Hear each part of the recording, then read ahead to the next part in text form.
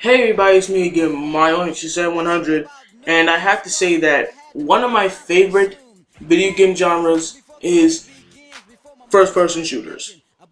I mean, I adore first-person shooters, and I can't even hide it. If you saw my desktop, most of my games on the desktop would be first-person shooters, like Half-Life.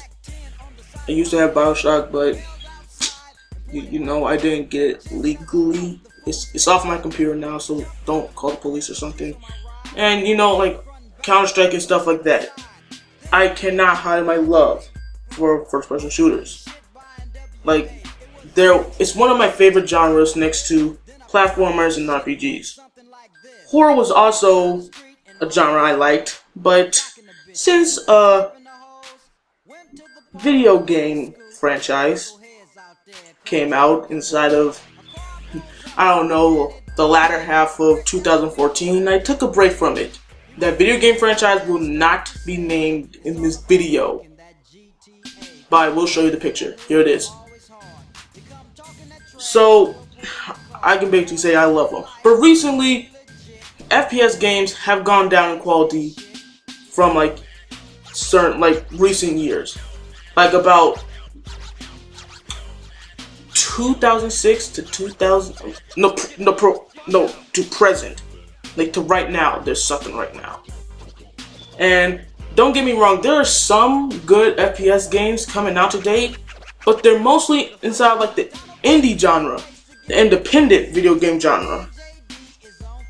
And there's not enough to say that the FPS game genre has gone down in quality.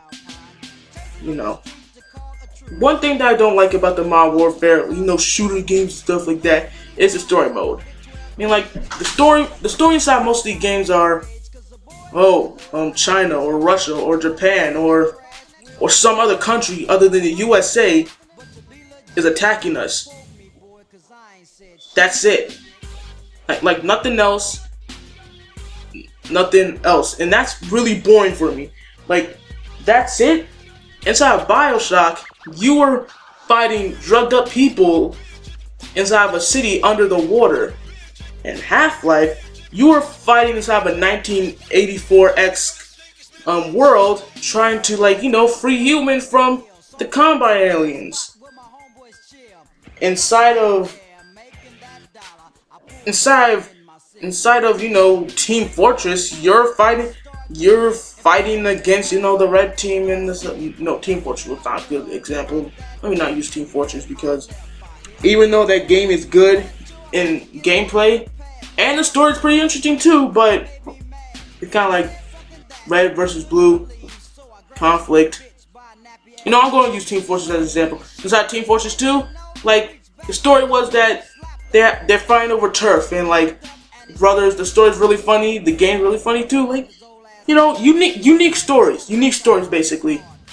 Unique stories. But inside these games, they're not unique. They're really boring and really generic and really easy to predict. I can tell you how easy to predict it.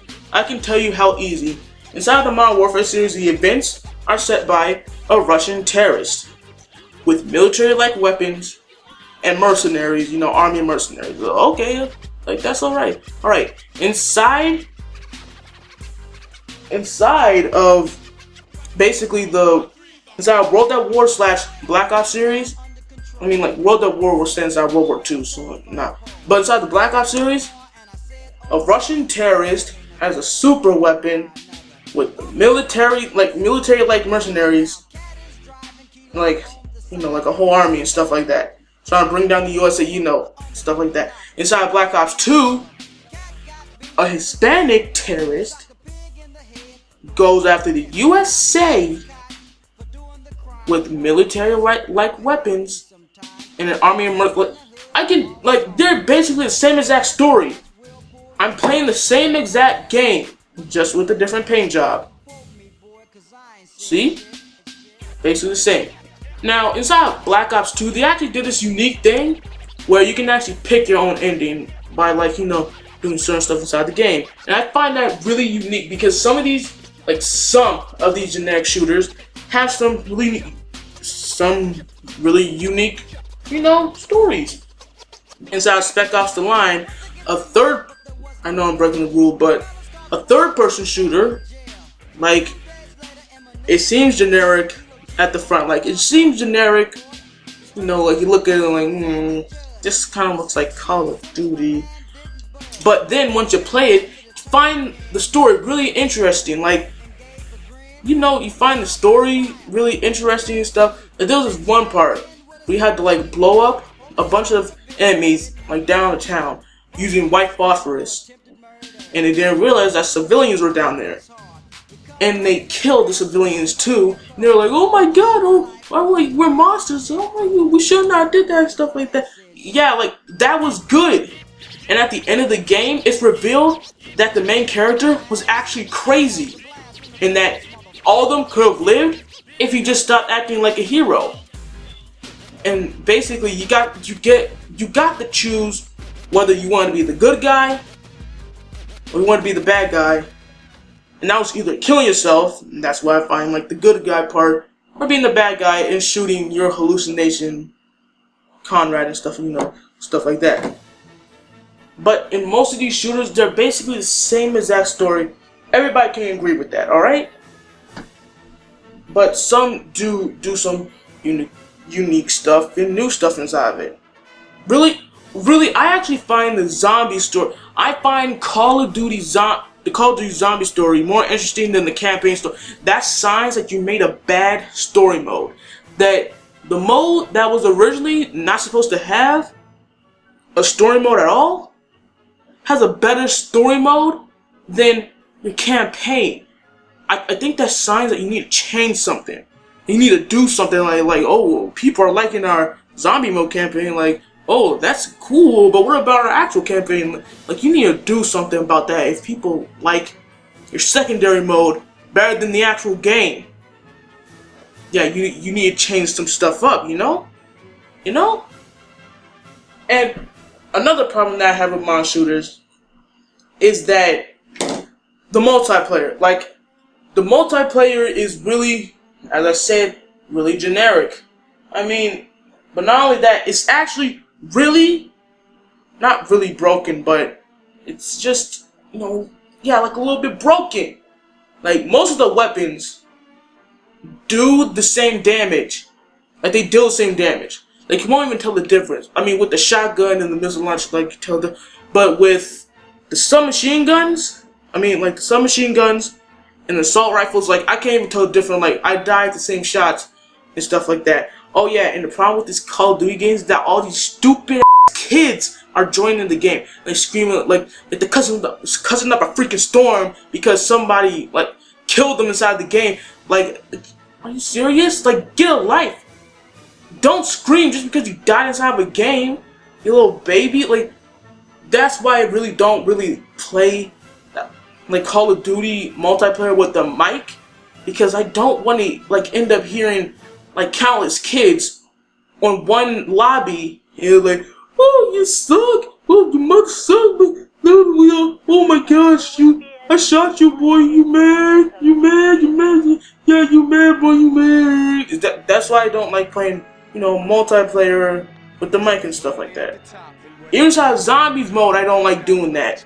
Like, there was this one experience where this kid, he was like so great inside like Marvel the Dead. Like, this kid, he was acting really stupid inside of that game. Like, he wouldn't revive anybody. He got mad every time he got down. And after a while, everybody got like fed up. Like, oh my gosh, nobody revived him, nobody liked him, and I was like, gosh, get off the game, you're a little kid. I'm supposed to be like asleep or something? Inside of online game, like PC games, I don't really hear that much kids. I hear like, you know, mature people. And even if there are kids, they're not like cussing up a storm just because they died. They're like really mature, like you know, like, or like, oh, good shot, good game, buddy, good game. Like, act like that. Act like a mature person. Act like a mature 12 or 10-year-old or something like that. That's actually why I really don't like multiplayer inside these games, because of all these kids joining the game and all like, ooh. Yeah, stuff like that. I don't like multiplayer inside these games anymore. Another thing that I do not like about the modern first-person shooter games is, of course, the characters. Now, I think that everybody can agree with me, and I mean everybody can agree with me. When have you ever cried for a Call of Duty character? Come on, just tell me. Tell me one time when you cried for a Call of Duty character. I mean, there are some people that did, but, you know, the last time I actually cared about a character dying was Soap. A guy named Soap. Like, he was from, the reason why I kind of did, like, you know, feel a little bit sad for him was because, well, he's been with us for like 3 games. Like, he was the main character inside, like, you know, the first 2, and then, you know, he was always there. He didn't leave us, you know, and when he died, it kind of hit me like, oh, he died. Dang, this sucks, man. But with other Call of Duty characters, when have you ever cried? Come on, somebody tell me. I mean, like, Ghost? That's it? I mean, Ghost? We didn't even see Ghost until, like, 1 game. I mean, like, you will kind of cry because if you know Ghost's backstory, then, you know, he's kind of sad, you know, but any other Call of Duty character. Like, there was, like, this one Call of Duty character, I forgot his name, but it was inside World at War. Basically, he died inside the second level. He got, like, bayonet inside, like, the stomach, and he bled out and died. I didn't even flinch. This guy, I don't even know, I even forgot what his name was. I didn't even know who he was. And he had less of a personality. Like inside the first level, all he said was like, grab a rifle, we're gonna tear this place apart. Is that it? You're not gonna give like some type of, like, you know, like, something like that? Like, you know, grizzly old white guy, like, who's mad, like, that we see inside movies and stuff? You're not gonna give me something else? Alright. But, so, who has ever cried, like, recently, who's ever cried when a character died in a video game, a first-person video game? When have they ever died? Like, inside of Half-Life, when Eli died, I actually felt something. Like, he died, and the reason why I kind of felt something was because he was always there. He was there when Black Mesa was, you know, taken over by the Zen creatures. He was there at City 17 when he saved us. I mean, he didn't exactly save us, but, you know, like, he was there. And also, like, he was there when we had to save him from, like, you know, Nova Prospect. Like, he was always there, just like Soap. And when he died, like, it kind of hit home for me. Like, man, this guy has, like, been, like, there for, like, a long time, and he's gone. Like, we have no word if Half-Life 3 is gonna get made, but, you know, he's gone, I guess.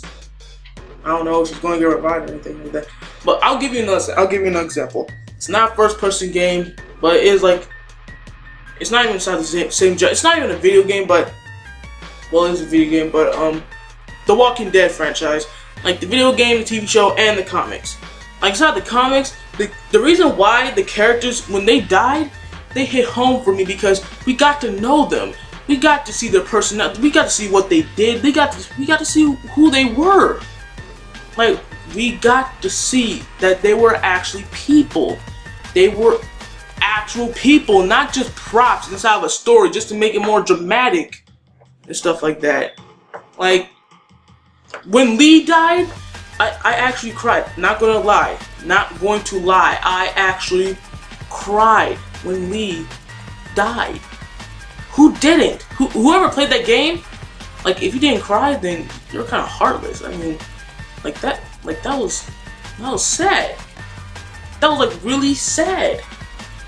Inside the TV show, there's some sad moments too, and even inside the comics, they're, like, more sad. Like, for people who haven't read the comics, I'm sorry to spoil this moment, but Lori and baby Judith dies.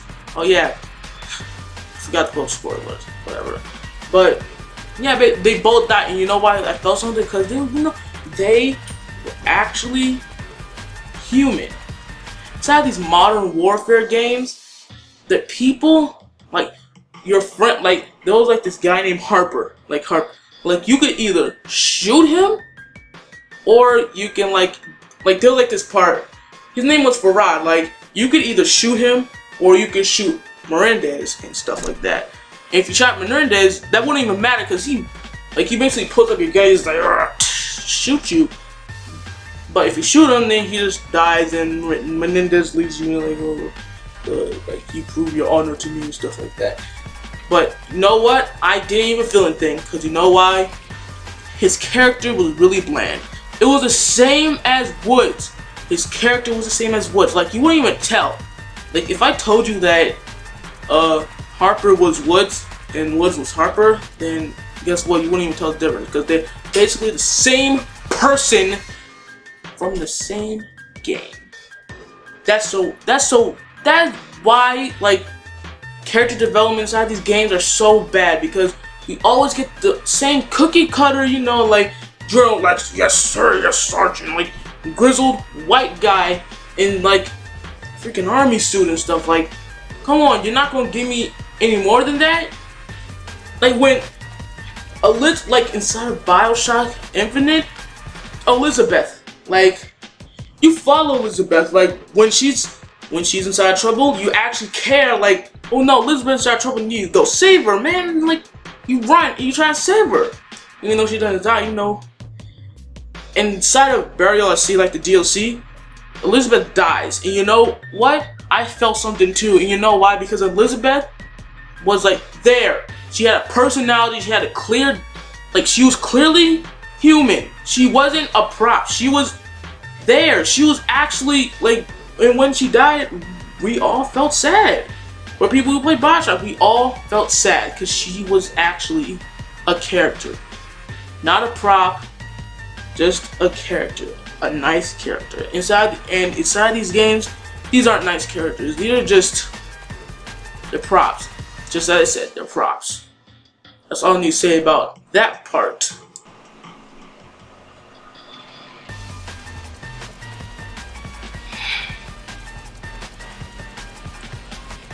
Third thing I don't like about FPS shooters, that's the FPS shooters, I mean first-person shooters, is it's always easy. Inside of, like, any futuristic or modern shooter, like recent modern or futuristic shooter, you know, like, it's always super easy. The villains never get hard.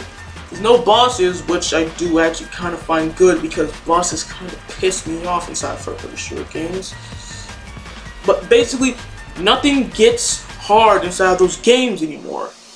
Like, back in the day, like, you had to come up against, like, you know, like, bigger, badder monsters, demons, or, like, you know, like, army men, mercenaries, stuff like that, like, so you can level up. Example, inside of Fallout 3, you know, actually, Fallout 3 isn't exactly like a first-person shooter, but they do have a first-person shooter, like, you know, mode, and you get to, yeah, babe, I'm gonna classify it as a first-person shooter, even though you can go inside third-person and, you know, first, like, you know, stuff like that. I play inside first-person, so, you know, I'm gonna put it inside here. Inside of Fallout, basically, you have to learn how to sometimes take out enemies. Like, inside Fallout, you can't just go in all guns blazing and then hopefully get out. You have to, like, sneak around, you know, like, find out more about the enemy. Like, you know, like, should I take the headshot, or should I take the body shot, or should I just cripple him, you know, just to, like, should I cripple him so that he can, like, not run towards me? Like, I kind of learned something. Like, inside the super mutants, like, super mutants that use melee weapons, I usually cripple them so that they won't run fast towards me. Superhumans that have, you know, like, you know, hunting rifles, I'll go for the body, then the head, because they're usually the weakest of the bunch. Inside of, like, super mutant, like, brutes and masters and stuff, I'll usually try to go for the head with the shotgun, because the shotgun's the most powerful weapon, and, you know, and if I have a laser rifle, I'll try to go to the head with that. You see, like I'm creating a strategy. I created a strategy. Like that thing is mentally burned inside of my head because I actually like played it a little bit and I know how they work. Inside these games, inside like modern and futuristic games, like they don't get like the enemies don't get different. They're the same exact enemies. They're not stronger. They're not like they're not not that hard to beat. You just shoot them and like they're done. Don't matter what gun it takes. Like you can use a feather, and if it kills them, then guess what? It wouldn't matter. It kills them. Inside BioShock, you're like they have different types of enemies. They have different types of stuff like that. Like inside these games, that doesn't exist because you know why? It's supposed to be realistic and like newsflash, little dumbasses. This is a video game. Nobody cares about realistic stuff no more. It's a video game. I didn't want to go inside a video game to be like realistic unless it's GTA. I wanted to go inside a video game so I can have fun and like be either a space pirate or a lone wanderer or a guy that took down a plane, ended up underwater, or a mute scientist, or a plumber who has to save a print. Like I went inside a game to like have fun, not to be realistic. This isn't a realistic simulation. This is a video game. So I think that you should pull your head out of your ass, man, and just do something less realistic, because that's actually the worst part about it. Like the gameplay inside these games are either easy or it's just terrible. Just tell like inside Medal of Honor, like there are certain spots. No, it's not like basically every military / futuristic shooter. Like they're extremely linear. Like if you go inside a spot that you're not supposed to go to, then guess what? It'll either block you off or it'll kill you. Or either it will just say, oh, you're not supposed to go there, buddy, you better go back, I'm gonna start you back at your checkpoint or something like that. Like, no, I wanna explore this. Like, inside Half-Life and Fallout and like BioShock and stuff, they give you a chance to explore. Basically, like they give you like inside Ravenholm, you get to like explore. Like, oh my gosh, this is like a city, and like it got taken over. Inside Fallout, I was like, oh my god, an atomic bomb dropped in. Like it's terrible. Like inside BioShock, oh, a bustling city that turned into like South Central. No, not South Central, but you know what I'm talking about. Like that basically turned into like a drug addicting like neighbor. Basically turned into like a bad neighborhood. Basically, there's druggies everywhere, and they're big daddies and little sisters, which you can kind of make the connection with pimps and like hoes and stuff like that. But inside of these games, it's basically, oh, yours is getting attacked. Better watch out. Yours are getting attacked again. Better watch out. Like seriously, you can't like explore. Like you can't go anywhere else and stuff like that. Like these games are extremely linear, and you know why? Because they want to appeal to the movie audience, not the video game audience, more like the movie audience, like people who are like war movies and stuff that are extremely linear, are linear and stuff like that. Like, oh, we're gonna make this game like linear and stuff like stuff like that. Like even inside multiplayer, like the multiplayer maps are extremely linear inside of Call of Duty, and I don't mean like linear as in like the story's linear, like you can only go like one path, but they're really small. At least inside Battlefield, like I still kind of play Battlefield multiplayer because like at least it's kind of open. Like you can get out of a jet and shoot the other guy that has a jet, and then get back inside the jet. Like, do you know how cool that is? Like, do you know how like it's a little bit more open? It's like more open than like you're stuck inside this secluded area and you can't get out. Yeah, like a little bit more, open stuff. I don't have any beef with like games that like do like secluded areas and stuff like that. But basically, games like these games are really linear these days. Like they're not explorable. They're not. You can't get better at it because you've been doing the same exact thing over and over and over again. Just shooting the same enemies and like just doing the same thing, like going along your way. Like you may think you're being, like you may think that you're doing better, but you're actually not, because you're just ducking and cover and shooting the enemy. Nothing more, and finally nothing less.